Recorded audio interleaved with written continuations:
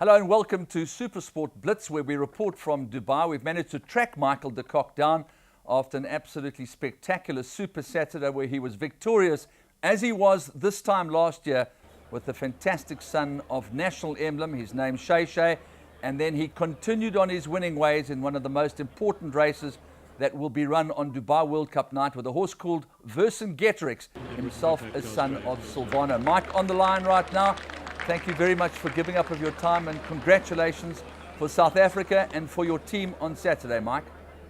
Thanks very much, Andrea. It was huge for us and, obviously for the country. Let's start off with the phone call that I got on Friday afternoon from Brian Joffe. He sounded all excited, and of course the fact that he went out this time last year for the exact same race. The word was out with your friend and colleague Charles Pretorius that Shay had been working at least as well as he had the time before, and he was not to disappoint in a polished ride, and everything seemed to map out beautifully for Christoph. Yes, we did the same thing as we did last year in switching and getting towards the rail. I've always been of the opinion there's a slight bias the further you go away from the rail at Maidan. And, Christoph made use of that fact that the horse has now become very relaxed and you can just about do what you want with him. Edge him across and, very confident ride, knowing what he's got underneath him, and switched him, and he kicked very, very well. And I think he still improved. It was his first run in a good 6 months off, I think 6 or 7 months. Shay's come to the extreme outside in front of Soul Power, and Mundahesh was last of all. 200 metres left to go, and Shay found the outside rail and surged to the front. Artug trying to go with him. Shay in front of Artug. Shay in front, and Shay beat Artug. Duck's gone a third. Well, we didn't get to see too much of the post-race action because obviously it was racing here in South Africa. There were 3 meetings running simultaneously with Dubai. But how was the mood with Mr. Joffe and your team afterwards? He was chuffed. It's been fantastic to be working with Brian with the horse, and to see the joy that he's achieved out of it is very satisfying for us. Obviously, Variety Club, also not your horse, but you've been training him to a large extent. Nobody makes excuses for good horses, but that's just not his run in my book. Well, listen, at the end of the day, it might have been one of those second run syndromes, which, often it can happen. Yeah, I've seen it, what they term bounce. He got pressed a little early with the fractions, Anton, by, he didn't have anything. The first 800, 900 metres, he had nothing his own way, really, I think they worked out his style of racing, and the jockeys, took him on accordingly, which is, I suppose, fair enough. But, for my money, the horse will bounce back big time on World Cup night. I have no doubt about it. I'm not too far. I mean, he did get beaten by quite a good filly. We forget that too. Sure. He did win the first leg of the Maxim Challenge in a very, very quick time. And,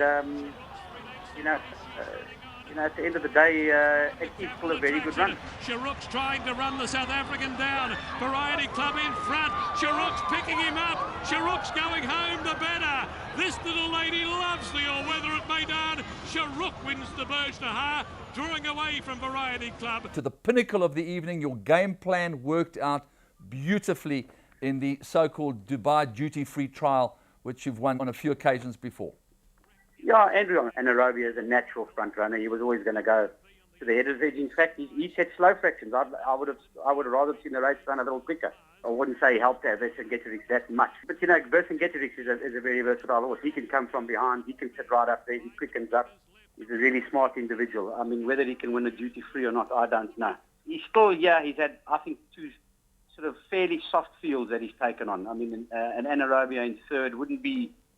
he's actually just 7 furlong horse. He's really going to have to raise his game. He's been raised to 117, but I think he's going to have to run, above a 120 rating to be able to win the duty free. But that's the point. The horse is fit and well and sound and in the town, hometown. That's got to count for quite a bit. Anaerobia steers them onto the bend. 500 metres left to run in the Jebel Hatta. Anaerobio's moved away from the rail.